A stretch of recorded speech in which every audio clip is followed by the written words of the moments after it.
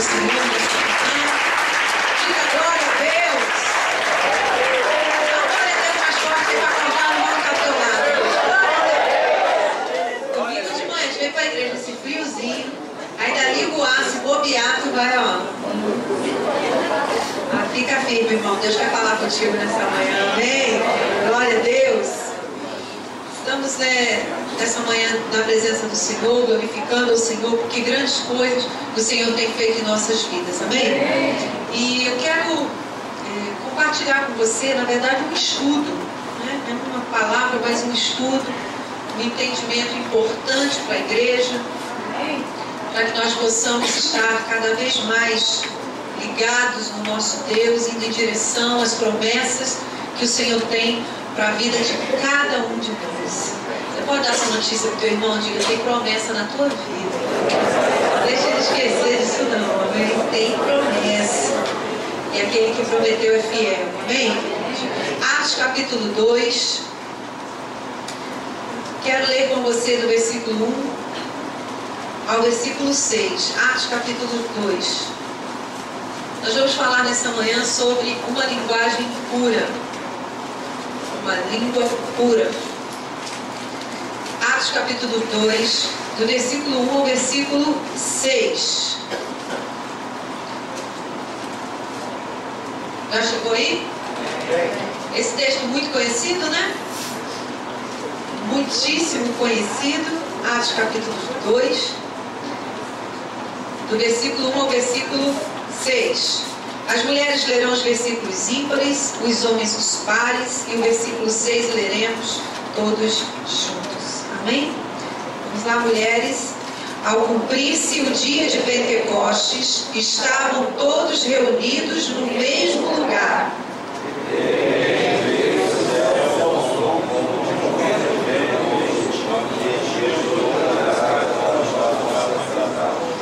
E apareceram distribuídas entre eles línguas como de fogo, e pousou uma sobre cada um deles.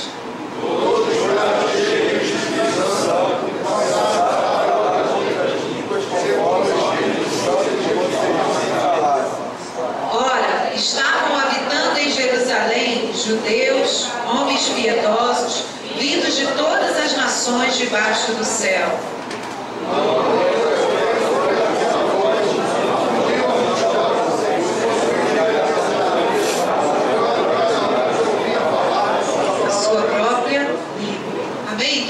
Glória a Deus. Nessa manhã nós vamos falar um pouquinho, estudar um pouquinho sobre o falar em línguas. Quantos de nós não temos dúvidas, né, sobre isso? Você vai falar sobre o batismo com o Espírito Santo? Não vamos falar sobre o batismo com o Espírito Santo especificamente. A gente pode até falar disso, continuar esse assunto, trazendo o batismo em si, esse momento do batismo no próximo domingo. Mas eu quero me ater especificamente ao que a Bíblia diz, que a Bíblia nos ensina sobre o falar em línguas.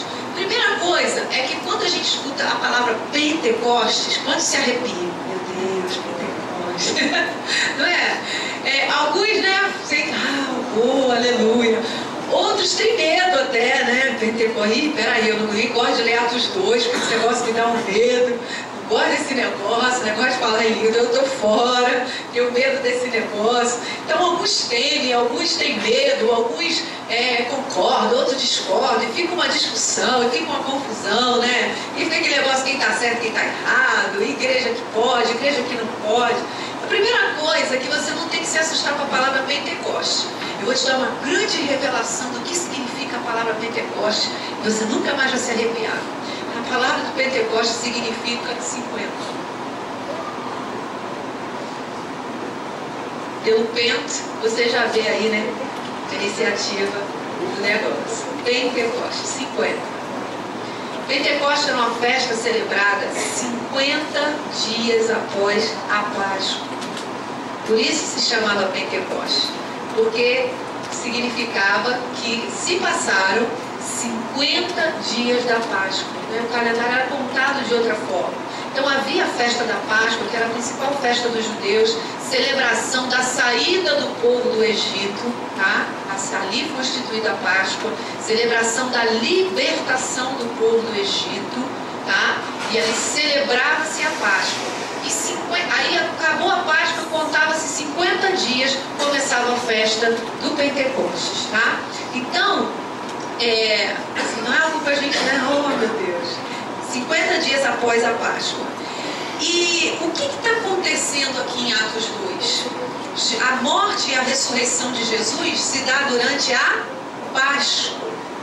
Durante a Páscoa, né? Até porque isso é extremamente profético. O que a Páscoa tipificava? A libertação do povo do Egito, o sangue que entrava nos umbrais da porta do povo de Deus, e aonde havia o sangue, a maldição não entrava, né? O sangue que liberta, o sangue que cobre, que protege, que lava, que limpa. Então Jesus morre e ressuscita durante a Páscoa. Por quê? Porque ele é o cordeiro que foi morto de uma vez por todas. Amém? De uma vez por todas foi morto. E ali também se encerra o sacrifício de animais.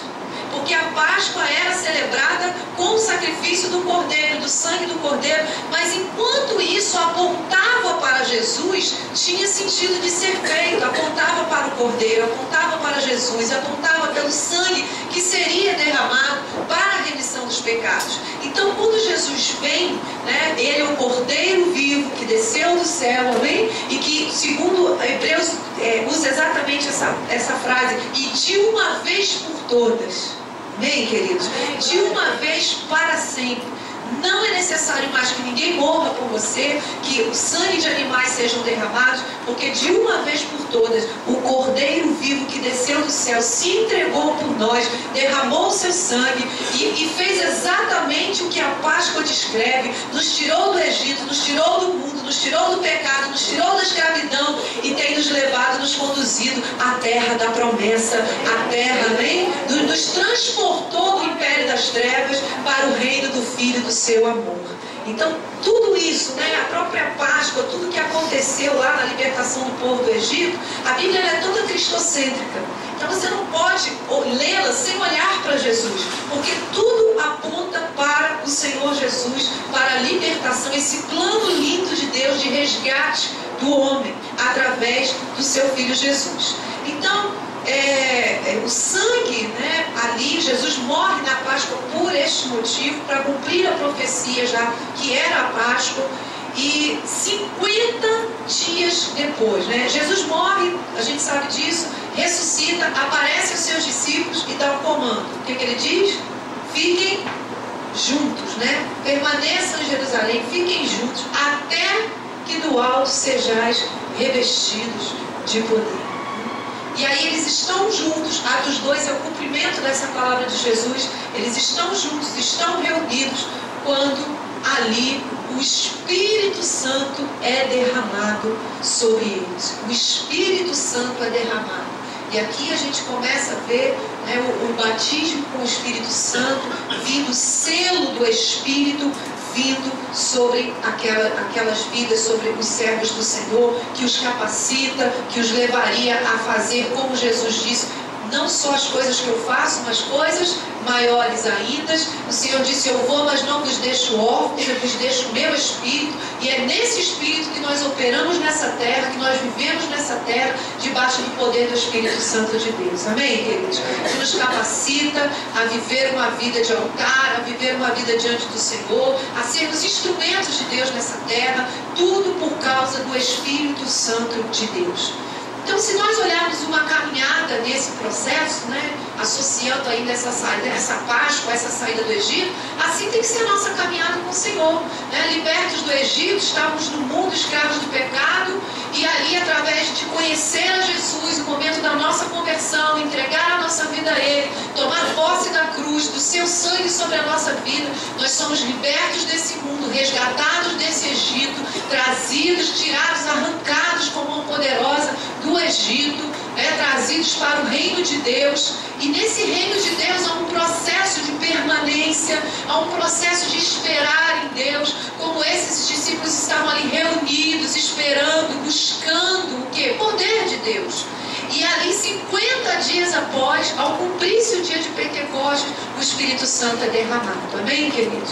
Então, se você está nesse processo de conversão, entregou a sua vida a Jesus, continua, permanece, esteja firme, esteja unido, porque tem poder do alto também para selar a tua vida, para ser derramado sobre a tua vida em nome de Jesus. Então, cada um de nós deve buscar o batismo com o Espírito Santo, amém, queridos? Esse revestimento de poder do alto, que não é natural, porque a minha decisão por Jesus, ela é natural. Ela é natural. É o racional, é o arrependimento que é racional.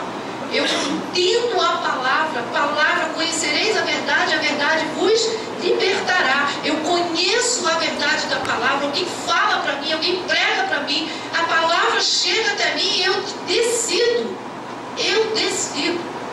Eu quero Jesus, eu quero ser liberto, eu quero arrependimento, não é verdade? Então há um processo natural de conversão. Mas nosso processo não pode ser só natural, porque nós precisamos do poder do Espírito Santo, querido. A palavra diz: sem mim nada podeis fazer. A palavra também diz que esse mesmo Espírito vos ensinará sobre todas as coisas. Então o Espírito Santo nos ensina, o Espírito Santo nos coloca na direção, Ele nos sela, Ele nos abençoa para que possamos verdadeiramente viver como igreja nessa terra, revestidos do poder de Deus. Mas, pulando bem essa parte para entrar onde realmente eu quero entrar nessa manhã, né? Nós queremos falar um pouquinho sobre essa questão. O Espírito Santo veio sobre eles e eles falaram em outras línguas. A palavra coloca o falar em línguas como uma evidência do batismo com o Espírito Santo, né? Como uma evidência, tá? Não como o batismo, mas como uma evidência do batismo com o Espírito Santo. E eu já ouvi muita gente falar: não, mas eu não falo em línguas, eu sou batizado com o Espírito Santo. E eu não duvido disso, isso aí é você com Deus, é Deus com você. Mas eu vou te dizer uma coisa: não fala porque não quer, porque limitou isso, travou, tem problema, tem bloqueio, tem barreira. Não fala porque não quer. E eu vou te mostrar isso na palavra hoje, amém? Primeira coisa, 3 mitos sobre o falar em língua. Mito é uma coisa que não é real, tá? É um mito. Se constrói uma verdade acerca de algo que na verdade é só um mito, é uma ficção, é uma ideia alimentada, mas que não é real, tá? Então, mitos sobre o falar em línguas. Mitos esses que assustam a muitos e que tem feito muitos correrem disso, né? Ou não, deixa eu aqui de fora disso. Mitos. Primeiro mito: você começa a falar fluentemente no primeiro dia. Isso é um mito. É um mito, né?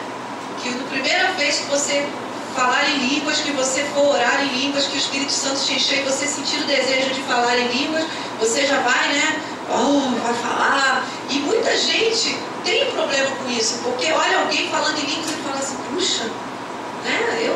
Quando vem algo para mim, uma sílabazinha, um negocinho, eu não estou falando em línguas. Queridos, é uma linguagem do Espírito. É algo que vem para a tua vida. E você já tentou aprender uma segunda língua? Quem aqui já? Pode confessar aí, os abandonantes do curso de inglês. Né? Do espanhol. É no primeiro dia. É fácil demais, né? Tudo simples. Você já observou um bebê começando a falar? Ele sai, né? Bom dia, papai. Bom dia, mamãe. Quais foram as primeiras palavras do seu filho? Bom dia, papai. Bom dia, mamãe. Possível, né? Foi o papá, foi o mamã, né? Então, queridos, agora, mesmo não falando, né, fluentemente, mesmo não falando, entre aspas, ainda perfeito, bonito, o papai gosta de ouvir? Gosta. Ele gosta do papá, do mamã, do dará, ele gosta. E o que você acha que seu pai acha? Seu pai celeste acha, né? Desse processo de Deus na sua vida. Então, para de pensar nessa esfera natural e volte-se para Deus. Amém? Segundo mito: você não pode controlar. Isso é um mito. Mito. Você não pode controlar. Não é verdade. Mito. Tem gente que tem medo de buscar o batismo, de falar em línguas, porque ele ouviu aquela música da Andréa Fontes. E ele acha que ele vai estar no meio da condução lotada, e é lá, você vai começar a falar em línguas, e os outros vão chamar você de maluco. Irmãos, né?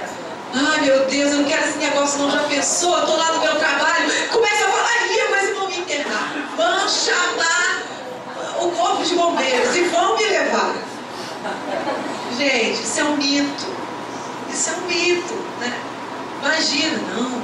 Meu Deus, já pensou, sou chamado para dar uma palestra lá no meu trabalho, quando eu estiver lá na frente daquele auditório, já pensou, meu Deus? Irmãos, você não pega santo.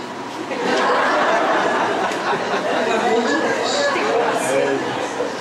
Confunde as coisas não. O povo brasileiro é tão místico que às vezes quer mistificar as coisas que, né, que não estão na palavra de Deus. Então, primeira coisa, você não pode controlar.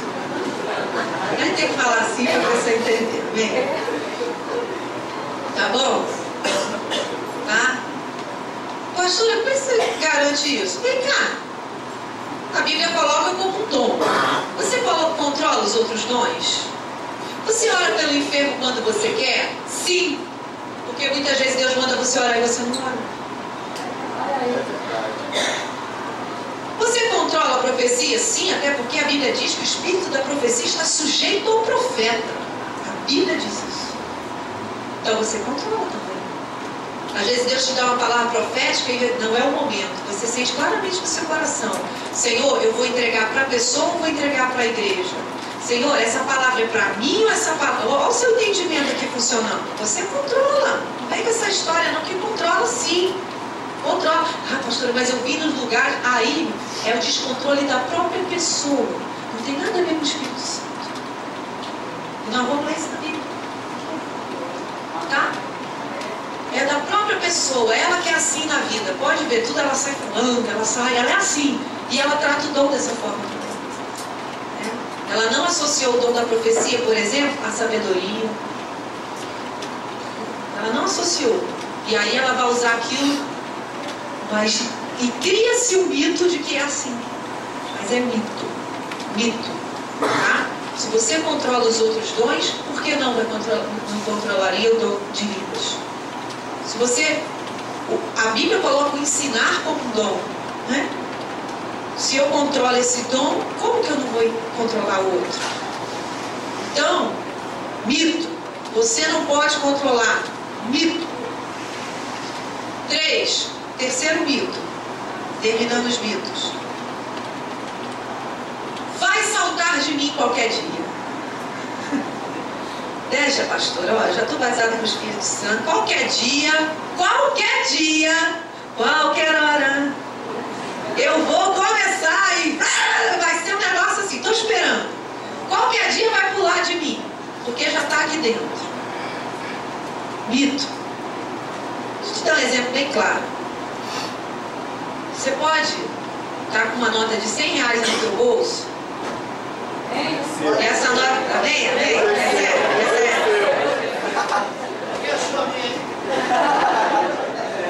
E essa nota de R$100, você sabe que você tem que entregar, porque é dízimo, é a oferta que o Senhor mandou você dar. Mas ela não vai saltar do teu bolso. Quando o envelope passar, você vai ter que botar a mãozinha lá e pela fé fazer o que Deus te mandou fazer pela fé. Então esse negócio, uma hora vai pular? Não vai pular não, meu filho. Pela fé. É por isso que a palavra vem dizendo: buscai com zelo os dons. Buscai com zelo, sabe, os dons de Deus. É algo que você tem que querer, que você tem que buscar, que você tem que praticar, que você tem que tomar posse pela fé. Não, pastor, eu estou esperando o arrepio, vir do alto, subir de cima e baixo. Olha, estou só esperando. Então, mito. Vai saltar de mim qualquer dia. Tá? Mito. você deve buscar conselhos melhores todos. Agora vamos falar sobre o que é o falar em línguas. Não só os mitos acabaram. Agora o que é? Vamos entender. Primeiro, é uma linguagem. O falar em línguas é uma linguagem. Uma linguagem de quem? Uma linguagem do Espírito. Uma linguagem do Espírito. É uma linguagem do Espírito. Abra comigo a sua Bíblia em 1 Coríntios, capítulo de número 14. Nós vamos encontrar aqui o apóstolo Paulo falando à igreja de Coríntios sobre esse dom, falar em línguas. E um texto que infelizmente muitas denominações entendem de uma forma muito errada. Às vezes eu acho que o problema é a interpretação textual mesmo.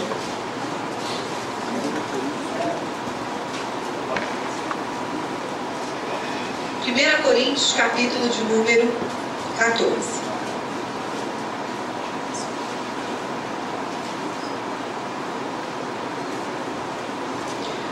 Vamos ler a partir do versículo 14. Depois você pode ler todo o texto, não há nenhum problema nisso, mas vamos pegar alguns versículos para entender em partes aqui o que estamos falando. Versículo 14 diz assim: porque se eu, diga se eu, orar em outra língua, o que está escrito aí?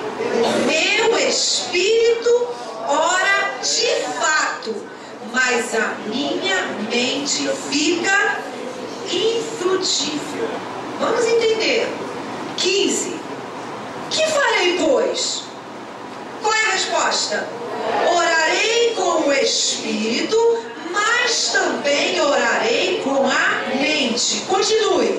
Cantarei com o Espírito, mas também cantarei com a mente.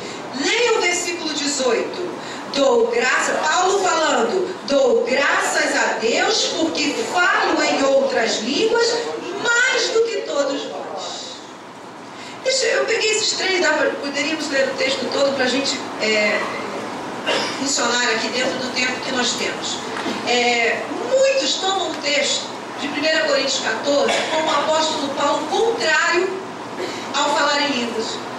Quem é contrário a falar em línguas usa esse texto. Poxa, só o versículo 18 que nós lemos, né? Caramba, Paulo não está falando nada disso. Ele está falando, eu dou graças a Deus porque falo em outras línguas mais do que todos vós. Então o que está acontecendo aqui? Está acontecendo uma confusão na igreja de Corinto. Uma igreja dividida, uma igreja cheia de problema, e Paulo traz uma carta para eles, uma carta didática, uma carta de ensino, uma carta que vem trazer paz no meio de toda aquela confusão.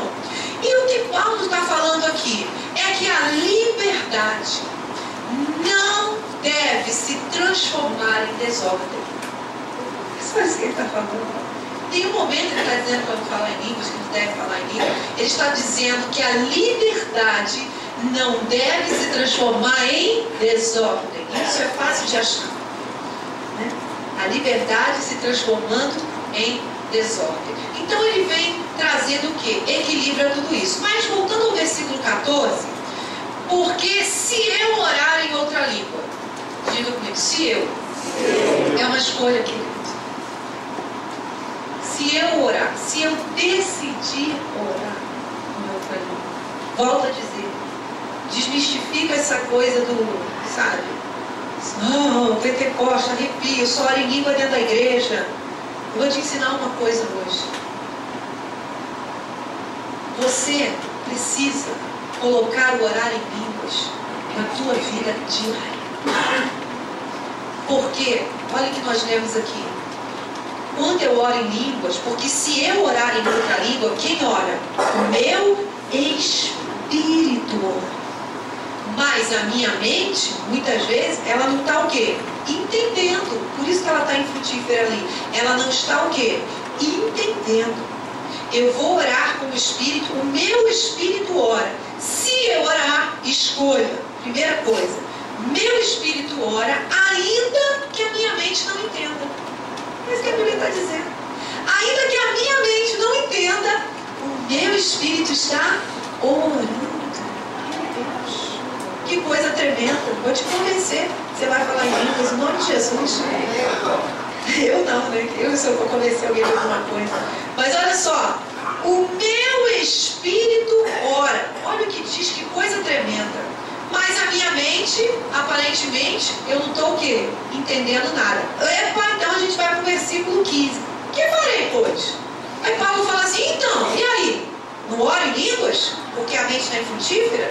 Ou só oro com a mente? Porque aí eu entendo? Que essa era a questão ali em Corinto, é uma brigalhada danada. Uns só oravam em línguas. E outros falavam assim, não, vocês só vão orar em línguas, o novo convertido que entra aqui vai entender o quê? Tá certo? Tá certo. Então não vamos orar em línguas, tá certo? Não. Por quê? Porque orar em línguas é o Espírito orando, é a evidência do batismo, é um relacionamento profundo com o Espírito Santo. Nosso Deus é um Deus de equilíbrio, amém, queridos? E Paulo vem de uma forma linda, né, de uma forma clara, trazer o quê? Equilíbrio. Com essa resposta do versículo 15. Que farei, pois? Resposta, o que está aí? Orarei com o Espírito, mas também orarei com a mente. Cantarei com o Espírito, mas também cantarei com a mente. Amém, queridos? Aleluia! Eu vou orar no Espírito, eu vou orar em línguas, porque quando a Bíblia fala que está falando do orar no Espírito, nós estamos... Você vê que todo o texto está tratando do falar em línguas, e está muito claro aqui, o que ora em outra língua é o Espírito que ora. Então, o orar no Espírito na palavra é o orar em línguas, tá? É o orar em línguas. E a resposta é, eu vou orar com a minha mente, ou seja, fazer orações que a minha mente está entendendo que eu estou orando, que eu estou falando, mas eu também vou orar no Espírito. Eu vou orar no Espírito. E isso é uma decisão. Se eu, é uma decisão. Eu vou cantar. Eu vou cantar com a minha mente. Fui alcançado por tua graça. Estou cantando com a minha mente. Eu sei que eu estou cantando, eu estou tomando posse do que eu estou cantando, mas eu também vou cantar em línguas, um hábito que a igreja não tem. Aqui, vou cantar no Espírito. Você já cantou no Espírito? Tu está lá, ó, sabe? Está cantando, daqui a pouco tu começa a ministrar em línguas, cantando no Espírito. Que coisa tremenda, a Bíblia está mandando fazer isso. Olha que lindo. Vou cantar no Espírito, mas também vou cantar no entendimento. Infelizmente, muitos hoje só oram no entendimento e não oram no Espírito. Deixa eu te fazer uma pergunta. Quantas pessoas apenas oram no seu entendimento e não oram no seu Espírito? Agora eu quero te perguntar, quem você acha que sabe mais sobre você? Que tem mais propriedade para orar? O seu entendimento ou o seu Espírito? E é por isso que Paulo está dizendo, ó, ore com entendimento, mas também ore no Espírito. O Espírito conhece muito mais da situação que você está passando. Muito mais.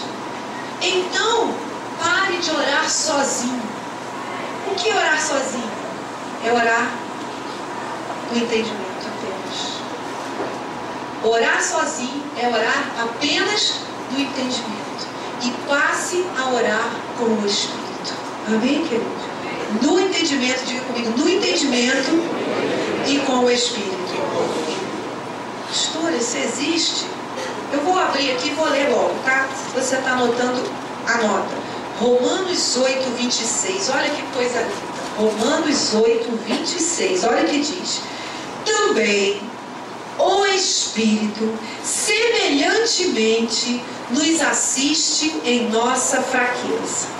Porque não sabemos orar como convém, mas o mesmo Espírito que Ele faz, intercede por nós sobremaneira, como? Com gemidos inexprimíveis. Ou seja, com palavras que não se pode entender, que parecem gemidos aos outros, parece que não tem sentido, mas segundo a Bíblia é o Espírito intercedendo. Amém?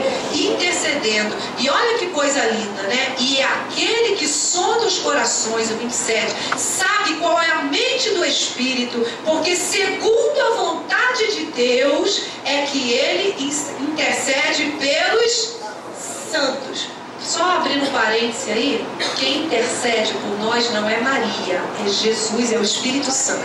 Amém? Está muito claro na palavra. É ele que intercede por nós, tá? Não é Maria, é o Espírito Santo.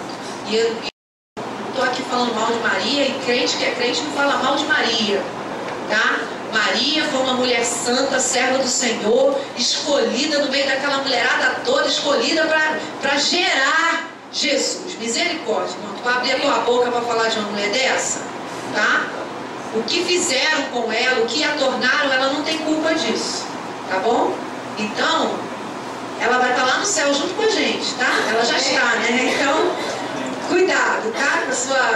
Com essas maluquices que você vê por aí, né? E você vai falar mal de uma serva do Senhor. Como é que é isso? Não entendo isso, falar mal de uma serva de Deus.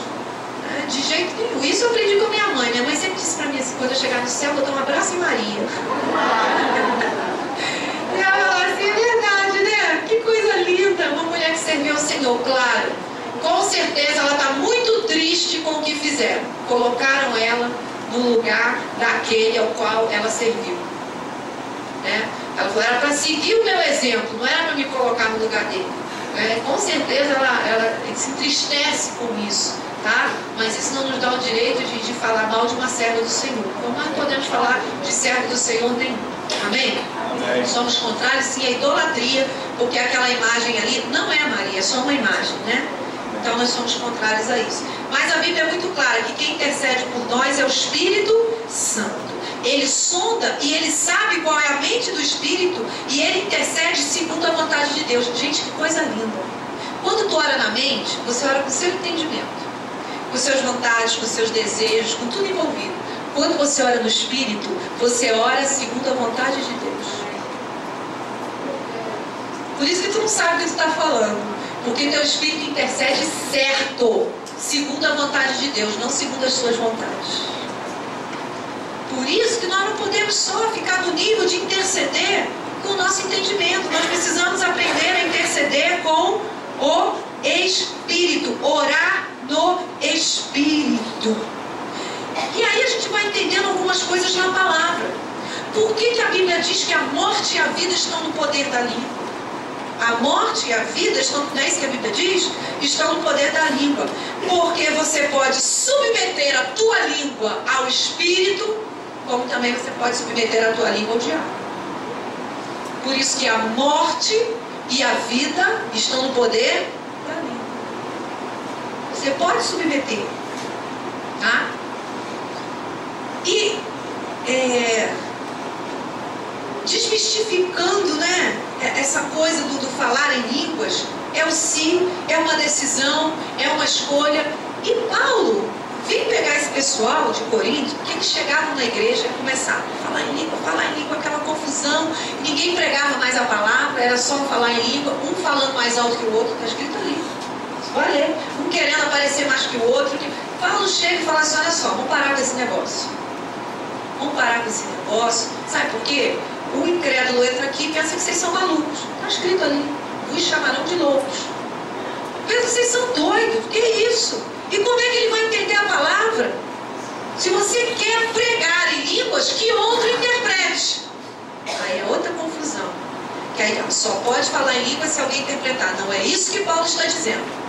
Paulo diz, se você quer trazer uma mensagem em línguas para a igreja, falando de Jesus, que o outro interprete. Senão ninguém vai entender. Uma coisa é uma mensagem em línguas, outra coisa é o orar do Espírito. O orar no Espírito, o que Paulo traz para nós é que tem que ser em todo tempo na nossa vida.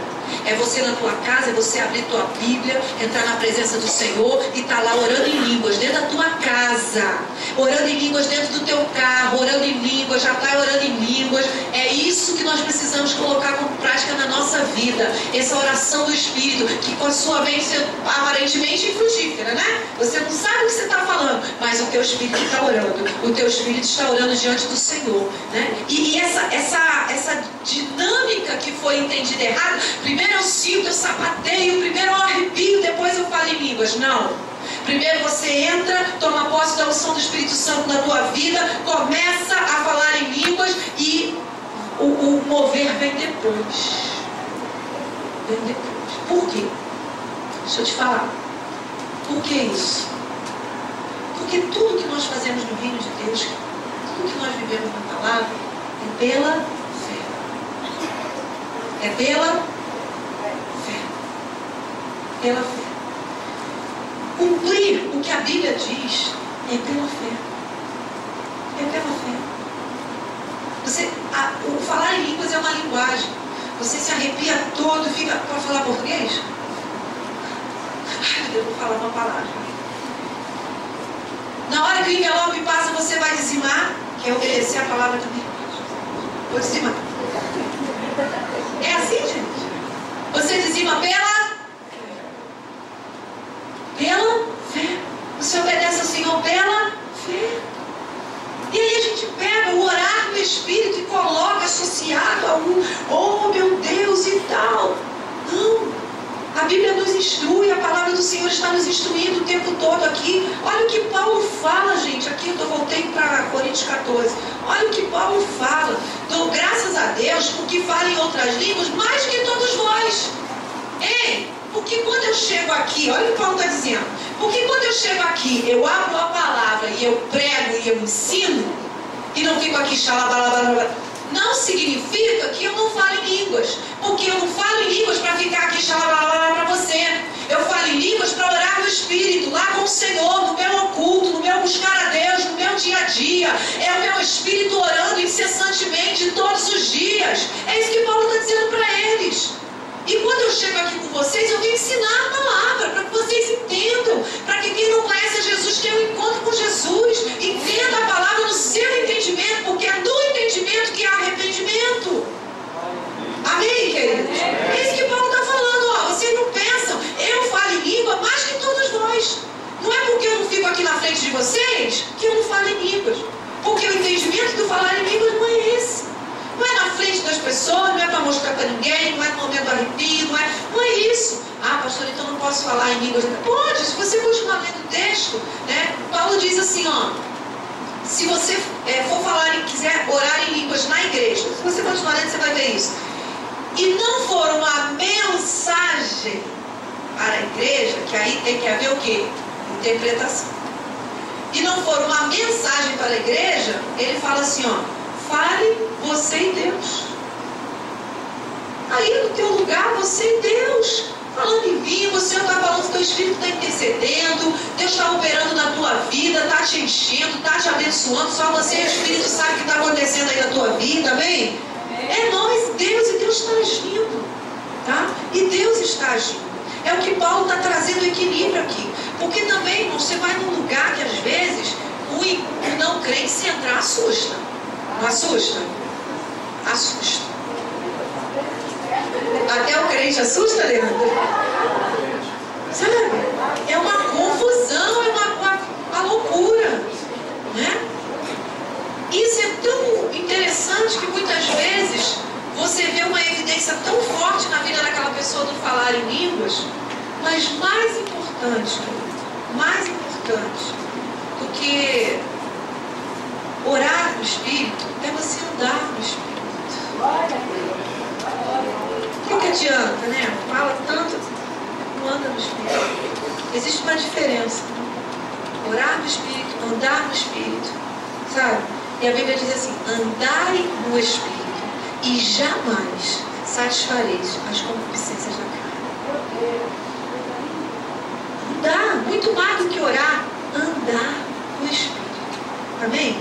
Andar no Espírito. Vamos terminar aqui, vamos fechar aqui para a gente entender. Então, esse entendimento, né, que você faz por fé, e esse romper vem em seguida acompanha essa intimidade, acompanha esse posicionamento em Deus, acompanha a tua intimidade ali com o Espírito Santo, vai crescendo a cada dia. E o mais interessante é que essa é uma linguagem pura, porque como nós lemos, quando oramos no Espírito, oramos segundo a vontade de Deus. Não está contaminado pelos nossos achismos, pela nossa mente, pelos nossos desejos. Oramos, como nós lemos lá, segundo a vontade de Deus. O Espírito intercede segundo a vontade de Deus. Amém? Olha só, se você seguir a sequência do que aconteceu em Pentecostes, primeiro diz, né, que apareceram distribuídas, estou lendo o versículo 3, entre eles línguas como de fogo, e pousou sobre cada um deles, estou em Atos 2. E o versículo 4 termina dizendo: todos ficaram cheios do Espírito Santo. Amém? Quando vendo como a gente investe a ordem das coisas, né? As línguas vieram, eles não estavam entendendo o que estava acontecendo, só sabia que aquela linguagem diferente vinha no meio da oração e ele sentiu o desejo. Sabe quando você não tem mais palavras e aí vem a linguagem, o Espírito começa a interceder por nós, como nós acabamos de ler em Romanos 8, muitas vezes não sabemos como orar, não temos nem mais palavras, e é ali que o Espírito começa a gemer por nós, a interceder por nós, e nesse processo que aconteceu na vida deles, eles aí ficaram cheios do Espírito Santo. Aí veio romper, né? Veio romper, veio selar, veio encher do Espírito Santo na vida deles, tá? Eu quero fechar com duas coisinhas. Primeiro, Efésios capítulo 6. Efésios capítulo 6, versículo 17 e 18. Efésios capítulo 6 é o texto que fala da armadura. Armadura, não é isso? Armadura do Senhor, para que possais resistir no dia mal, para que você tenha vitória, tomar toda a armadura, não é isso? Para que depois de terem vencido tudo, permaneceis inabaláveis. Esse é o propósito da armadura, certo? Então vamos ler o versículo 18. Podemos ler o 17. Tomai também o capacete da salvação, a espada do Espírito, que é a palavra de Deus, tá? Versículo 18. Com toda oração e súplica, orando em todo o tempo no Espírito, e para isto vigiando com toda a perseverança e súplica por todos os santos. Está vendo a diferenciação? O orar no Espírito e a súplica, né? Vamos dizer, a oração no Espírito é oração com o entendimento. Então, o orar no Espírito aqui está como parte da armadura de Deus na sua vida e na minha vida. Amém? Diga, faz parte da minha armadura. Orar no Espírito. Aleluia! Glória a Deus, faz parte da nossa armadura. Orar no Espírito. É possível, né? É possível que nós estejamos perdendo algumas batalhas porque a nossa armadura não está completa. É possível. Só para finalizar, vai passando as folhinhas aí, bem folhinhas. Vai a Judas. Judas 20. A gente fala 20 porque só tem um capítulo, tá? Então só se fala o versículo. Não é que você vai procurar o capítulo 20, não. Judas 20 diz assim: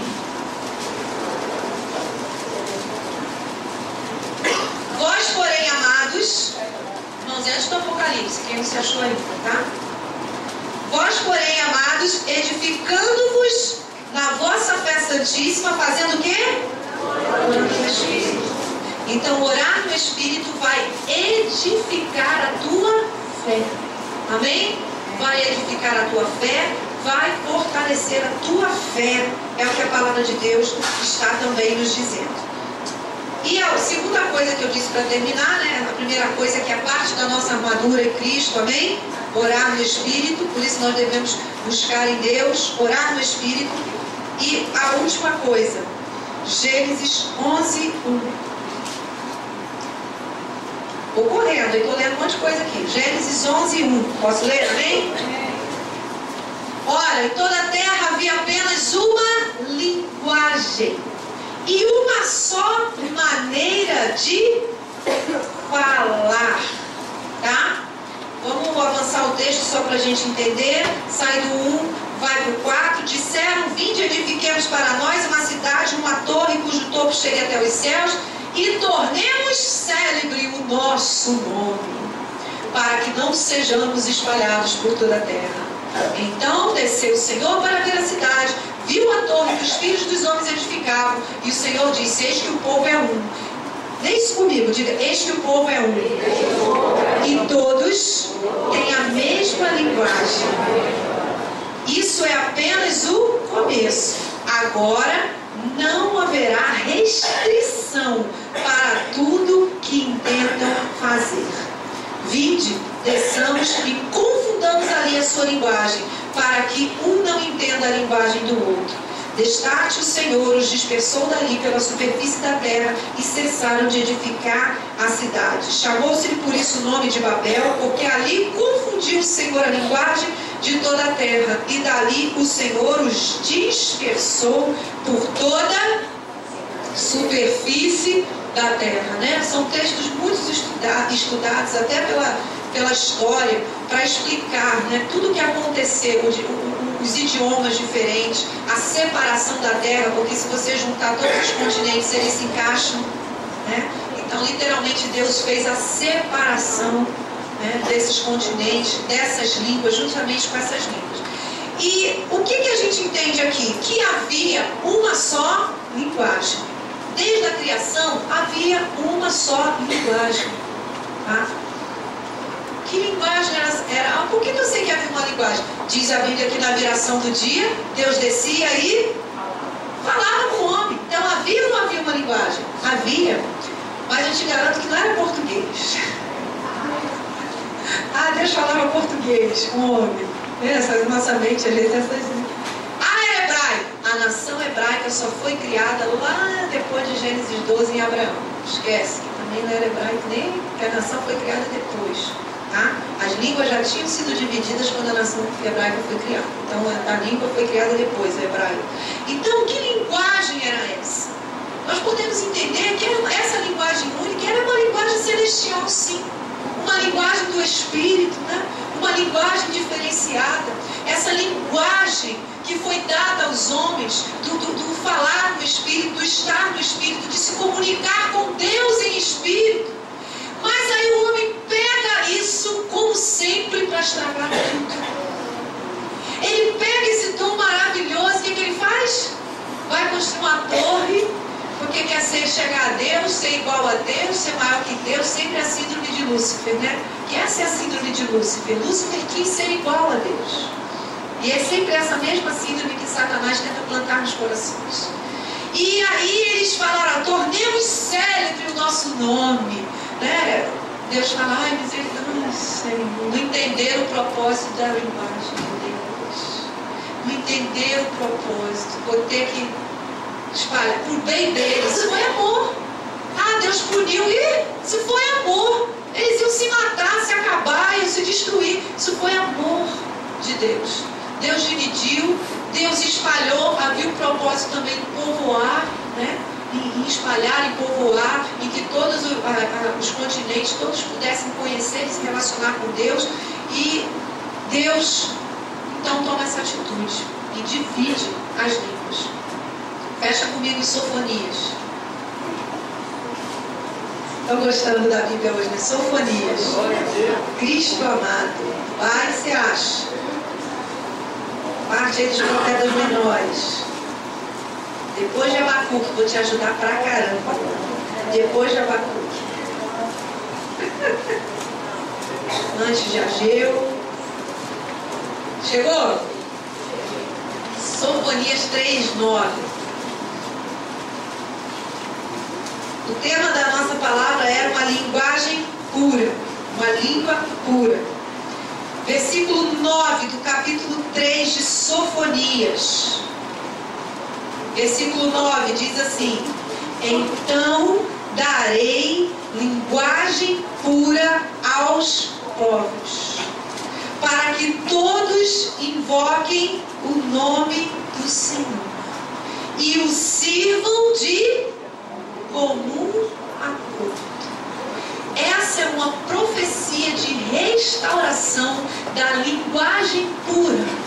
Algumas traduções vão dizer língua pura, né? Outras lábios puros. Então, mas assim, eu gosto muito dessa tradução que fala linguagem pura, que é a corrigida revisada fiel, né? Eu nos darei uma linguagem pura. E aí você acabou de ler isso lá em Gênesis e entender que existia uma linguagem pura. E aqui em Sofonias vem a profecia da restauração dessa linguagem, amém? Desse orar no Espírito, dessa comunicação com o celestial, com essa linguagem celestial. Eu vos darei uma linguagem pura para que invoquem o nome do Senhor e o sirvam de comum acordo, uma só linguagem. Um só reino, uma só linguagem, a linguagem do Espírito, a linguagem celestial. Querido, você vai na China, alguém fala em línguas, um crente fala em línguas. Você vai na Austrália, um crente de lá também fala em línguas, amém? Você vai nos Estados Unidos, o americano também fala em línguas. E é interessante que ele está aqui pregando em inglês, tu não entende nada, mas quando ele começa a falar em línguas, você sabe que ele está falando em línguas, que ele não está mais falando inglês, que ele não está... Não é verdade? É uma linguagem pura, é uma linguagem celestial, uma linguagem universal, que você não precisa entender com o teu entendimento, porque ela é entendida no Espírito, é uma intercessão do Espírito, precisa estar na nossa vida, e a promessa em Sofonias é que ela seria restaurada, é uma promessa de restauração, que se cumpre, fecha comigo, em Atos capítulo 2, aleluia. Todo o Velho Testamento é profecia sobre o que estava por vir, sobre o derramar, sobre o que Deus faria através de Jesus. E Atos capítulo 2 vem cumprir a profecia. Eu restaurarei essa linguagem pura. E aí Jesus morre, e ele ressuscita, e ele fala, guarda, porque tem coisa vindo. A restauração só começou com a minha ressurreição. Tem muita coisa para ser restaurada. Todo relacionamento com Deus que foi perdido lá no Éden, no pecado, vai ser restaurado na vida de vocês. Todo acesso ao coração de Deus, toda intercessão numa linguagem pura, além do entendimento humano, que ora, que vai no Espírito, que mexe com as regiões celestiais, que só o teu Deus e você entende, e sabe que Ele está entendendo, e é segundo a vontade dEle, por isso que ela é pura, ela não é contaminada por essa terra. E aí vem Atos capítulo 2, cumprimento de todo esse processo, de toda essa profecia, e essas línguas foram distribuídas ali como fogo. E a Sofonias diz assim, para que vivam em acordo. E aqui a característica do derramar do Espírito Santo aqui em Pentecostes foi que a partir dali todos viviam. Qual era a característica da igreja? Qual era? Tinham tudo em comum. Tinham tudo em comum. Quando essa linguagem pura é restaurada, a profecia de Sofonias se cumpre.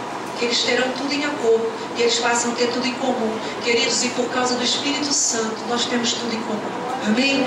Nós sabemos que é o nosso Deus, nós sabemos para onde nós vamos, nós sabemos, sabe, quem Ele é na nossa vida, nós sabemos como Ele age. Você recebe um crente aqui como nós recebemos lá da África, o irmão do pastor Aio, né, que fala um dialeto doido, uma coisa doida, mas a palavra que ele prega é a mesma palavra de poder, é o mesmo Espírito que testifica lá do outro lado do mundo, né? Quantas águas no nosso meio, é a mesma palavra, é o mesmo Espírito que testifica, é a mesma glória de Deus, é a mesma unção. A unção que a palavra que ele prega aqui é vida para você aqui no Brasil, tem entendimento para você aqui no Brasil, porque existe sobre nós uma linguagem pura. Amém?